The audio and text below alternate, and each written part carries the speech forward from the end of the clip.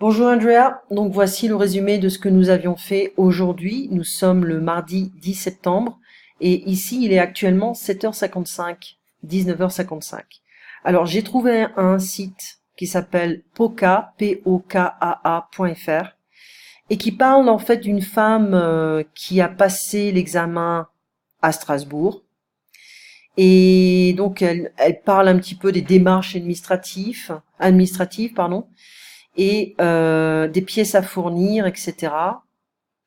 Il faudra faire attention, voilà, le bulletin de salaire, toutes les justificatifs fiscaux pour prouver qu'en fait il y a une présence en France et les impôts sont payés. Et voilà le rendez-vous. Donc elle a été dispensée de l'examen écrit parce qu'elle a étudié en France. Elle dit que le livret du citoyen, bah, c'est un peu rigolo parce que c'est tellement simplifié qu'ils ont oublié tellement de choses. Oui, mais bon, on parle des principaux faits historiques. On n'a pas besoin d'aller dans les détails, sinon on va étudier l'histoire à la fac, ou alors on s'achète des livres spécialisés en histoire de France. C'est pas difficile, hein, tout le monde peut les lire. Mais vaut mieux ce genre de choses parce que ça donne en fait une idée du concept de la République, comment ça a été développé, comment on est sorti de la monarchie pour en arriver là. On va pas donner un questionnaire sur toute l'histoire de France, c'est pas possible. Voilà, il faudra des heures pour ça. Euh, c'est dommage et c'est stressant. Je pense qu'en fait, elle se complique la vie. Hein. Je pense que c'est assez facile. Euh, Ok, j'ai flippé, j'ai eu peur, j'ai acheté un livre d'histoire, j'ai étudié, je voulais être la meilleure française et au final j'ai été super frustrée parce qu'à l'entretien, j'ai pas pu crâner du tout. Crâner, c'est en fait, it's like to impress, to try to, crâner is like it's a slang for impressing somebody. Euh, donc elle a étudié trop et elle s'est stressée pour rien. Voilà. Donc c'est pas la peine. Le livret du citoyen, ça suffit. La charte, il y a aussi les droits de l'homme. Bon, c'est pas. Faut savoir les dates principales. Hein, voilà. Donc son entretien a duré une demi-heure avec une personne dont elle a souligné la sympathie. On n'a pas toujours une vision très positive des personnels d'État, alors qu'ils font un travail difficile. Ça peut se comprendre qu'ils ne sourient pas tout le temps. Bon, ils ont la sécurité de l'emploi, ils devraient quand même sourire. À cause de cette image, j'avais peur de tomber sur une personne méchante et j'étais surprise d'être aussi bien accueillie. Bon, moi dans ma tête, j'étais en mode, le quiz va commencer, comme à la télé, je vais tout casser. Aussi sympathique soit-il, le personnel n'est pas Julien Lepers, là, elle est en train de, elle écrit trop là. Hein. Euh, on m'a demandé de parler de mes études, si j'avais des dettes, et on a testé mes connaissances sur la République, ça on l'a fait. Voilà. Alors, c'est vrai que on peut poser des questions. Bon, qu'est-ce que vous avez étudié? Où est-ce que vous avez été à l'école? Est-ce que vous avez étudié à la fac, à l'université? Est-ce que vous avez des dettes en France? Est-ce que vous avez des crédits? Est-ce que vous avez acheté votre maison à crédit? Est-ce que vous avez acheté votre voiture à crédit? Voilà. Voir si on est quand même déjà un bon citoyen. Hein. Euh, les connaissances de la République, hein, là on a un petit exemple. Lequel de ces mots n'est pas dans la devise de la République? Hein, c'est l'indépendance. D'accord? Pendant tout ce temps, la personne tape ce que je lui dis sur son ordinateur. Enfin, je pense. Je ne vois pas ce qu'elle lit, ni ce qu'elle note. C'est peut-être encore le quiz. Voilà. I think she's not a good writer. Lorsqu'on appelle son regard critique sur l'interrogatoire, Rania se montre mesurée. Ok. Alors, ce n'est pas une démarche plus absurde qu'une autre, mais il y a une question, elle l'admet, qui l'a étonnée. On m'a demandé si mes voisins et mes amis étaient français. Ah. Il faut voir l'intégration. Si on va dans une association, si on est volontaire, si on travaille dans des choses où on peut s'exprimer en français. Est-ce que le voisinage est français? Est-ce que nos voisins sont français? C'est normal parce que ça fait partie de l'intégration. J'ai dit que les deux voisins que je connais le sont, je crois, et mes amis pour la plupart. Tu peux dire qu'ils sont purement alsaciens, tes voisins. Maintenant, elle comprend. En fait, c'est ça le problème. Il y a beaucoup de gens qui étudient beaucoup, mais qui comprennent pas vraiment les choses simples. Hein. Et elle ne comprend pas ce qu'implique cette question dans une ville aussi cosmopolite que Strasbourg à l'an 2018. Mais c'est pour savoir si on parle le français tous les jours. Il faudrait que tu dises aussi que à la maison, est-ce que vous parlez l'anglais, le français, les deux. Voilà, ma fille va dans une école française. Bon, vous pouvez remarquer que mon français est quand même assez bon. J'essaie de donner une éducation bilingue à ma fille parce que bon, il y a quand même les racines britanniques. Faut pas les négliger. Je pense qu'on est on est en Europe.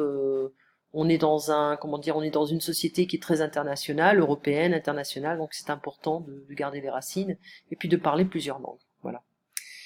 Euh, Suite à son entretien, l'administration a 18 mois pour répondre à la demande de Reina, un délai réduit à 12 mois pour les demandeurs qui résident en France depuis 10 ans ou plus. Donc, soit pour toi, ça sera dans les 12 mois, ils vont te donner la réponse, hein, ils pourraient faire ça plus rapidement.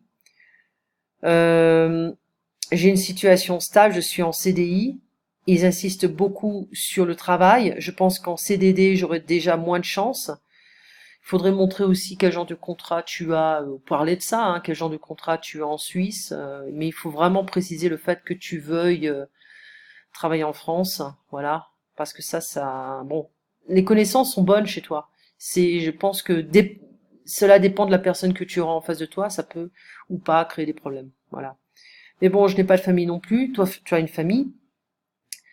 Voilà, tu peux franciser ton nom. Voilà, une option offerte au dépôt du dossier. Tout pour la France, quitte à égratigner la famille. Elle sourit. J'en ai juste marre d'épeler mon nom 10 fois par jour. Alors, l'hymne français, les valeurs de la République française, quels en sont les symboles? Qu'est-ce qu'ils nous disent? J'essaie de voir si... Que se passe-t-il le 14 juillet? Qu'est-ce que cet événement commémore? Citer deux autres jours fériés français, ça on l'avait dit, hein. Deux autres fériés français. Bah, écoute, tu peux parler des guerres, l'armistice, hein, tu peux parler de l'armistice, tu peux parler des fêtes fériées, des choses comme ça, tu vois. Donc, mais c'est important de rester dans l'histoire. Donc, on a 14 juillet. On peut parler de l'armistice de 18, l'armistice de 45, d'accord? Citer quelques monuments français, ça tu le connais. Monuments strasbourgeois, donc je te laisse étudier parce que bon, comme c'est un questionnaire strasbourgeois, donc ils vont préciser un peu les choses. Ensuite, qui est le président de la République, Premier ministre, ministre de l'Intérieur, faut les savoir, faut les connaître. Combien y a-t-il de pays dans l'Union européenne? Citez-en quelques-uns, c'est quand même important parce que la France fait partie de l'Europe. Dans quelle région se trouve Strasbourg? Voilà, attention, petit piège, la personne qui m'interrogeait était très amusée. Oui. Voilà, donc c'est... Ah, waouh. Il y a des gens qui sont vraiment méchants, hein, contents de voir que l'invasion de la France se passe paisiblement dans la bienveillance générale. C'est vraiment dégueulasse de dire ça. Comme les Français pendant la colonisation en Algérie. Comme du temps de l'esclavage et de la colonisation, les Africains n'avaient rien demandé, tout a été imposé. Waouh. Ah là, on a des Français très racistes, hein. Donc voilà un petit peu un petit résumé. Alors je reviens sur Skype. On avait, voilà, c'est là. Skype a changé de visage, donc c'est un peu frustrant parfois. Donc j'avais pas tout noté. Pourquoi voulez-vous devenir français? C'est la question basique, hein, simple. Bon, pour le droit de vote, pour une intégration complète de la vie française, tu veux vraiment vivre parce que ça fait 10 ans que tu es là. Tu veux comment dire, avec la nationalité française, tu pourras, bon voilà, peut-être voyager mieux, rentrer en France sans avoir montré un passeport britannique, hein, ça peut créer des problèmes. Ensuite, bon, le droit de vote qui est important parce que tu veux faire partie de la vie politique, tu veux y participer en tant que citoyenne française et ne pas subir la politique française. Donc voilà, ça c'est important. Être active au lieu de subir. Est-ce que le Brexit vous motive à devenir française? Donc les questionnaires, alors ce que j'ai vu, c'est que les questionnaires, ils ne connaissent pas les questionnaires avant, enfin les questions. Mais bon, il peut y avoir des petits rigolos qui ajoutent des questions, on sait jamais. Est-ce que le Brexit vous motive à devenir française? Donc parle de la famille, hein, les valeurs françaises, parle de la sécurité, Tu as une fille qui a 5 ans, qui va à l'école en France, tu ne veux pas changer cette routine. Pourquoi travaillez-vous à Bâle? Parce que bon, c'est très difficile de trouver un travail stable. Tu ne veux pas commencer à faire des CDD. Donc tu veux trouver un travail en France, mais pour le moment tu as ce contrat à Bâle, mais tout peut changer. Ce qui est important, c'est que on ne veut pas qu'il y ait des gens qui font la demande d'APL, les demandes d'aide sociale. Pour être français, on peut avoir accès à pas mal de choses. Donc il faut éviter de parler de ce genre de choses. Voilà. Moi, je veux devenir français parce que je veux des aides sociales, l'APL, le RSA, les choses comme ça. Non, ça c'est mauvaise réponse. Et il faut dire bon voilà. Euh, j'ai une stabilité, j'ai un travail stable, pour le moment j'ai ça, ça me permet de vivre, ça me permet de subvenir aux besoins de ma famille. Et voilà. Acceptation. Euh, bon, ce qui a accéléré ta demande de naturalisation, c'est bon bah le Brexit, mais aussi la vie politique. Tu veux être active dans ce domaine. Quand avez-vous décidé de devenir française?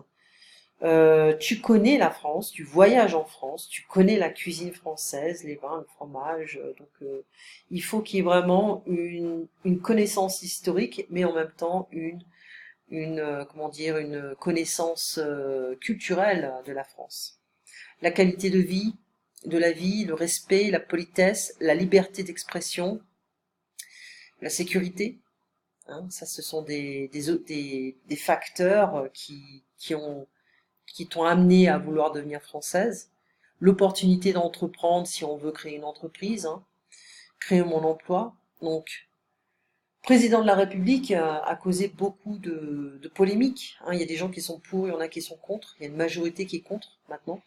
Et donc, évite de donner une opinion claire. Voilà, je suis contre Macron ou je suis pour Macron. D'accord? Évite de parler de ce genre de choses. Euh, Donc il faut connaître la culture alsacienne, un peu les fêtes françaises, hein, certaines fêtes. Rappelle-toi qu'il faudra peut-être citer des dates historiques hein, qui sont importantes en France, des dates historiques, pas les dates de fête, hein, des dates historiques. Mentalité alsacienne est connue pour être particulière, donc je pense que c'est important d'être neutre et en même temps il faut savoir répondre aux questions. Voilà, concernant, je pense que ta faiblesse, ça vient de travailler en Suisse, mais comme c'est très proche, voilà, tu dis voilà, j'ai 15 minutes en voiture pour aller au travail, c'est rien. Pour le moment, ça marche, c'est bon. Et puis, insister sur le fait d'être devenir une citoyenne active politiquement. Tu veux participer à la vie politique et non pas la subir. Tu aimes la qualité de vie en France. Et puis, tu veux rester dans l'Europe. Voilà, tu ne veux pas être à l'extérieur de l'Europe. D'accord?